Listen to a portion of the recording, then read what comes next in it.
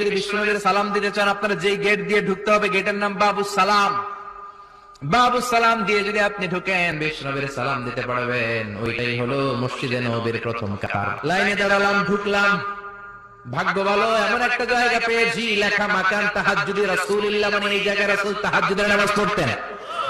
আল্লাহর শুকরিয়া আদায় করে 2 রাকাত সালাত পড়ে আবার প্রথম কাতারে ঢুকে গেলাম। এবার বিশ্বনবীর সালাম দেওয়ার পালা। হাঁটতে লাগলাম সবার সাথে।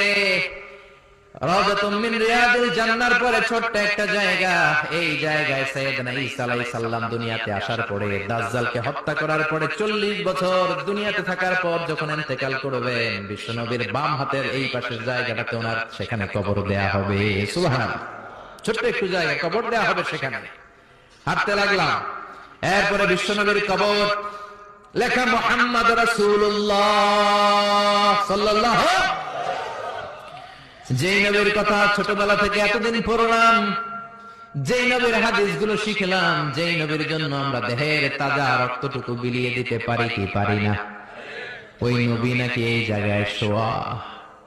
কোন উম্মত এই কথাটা চিন্তা করে ধৈর্য ধারণ করতে পারে? নিজেকে সামলে রাখতে পারে না, বুক ফেটে কান্না আসে, চিৎকার দিয়ে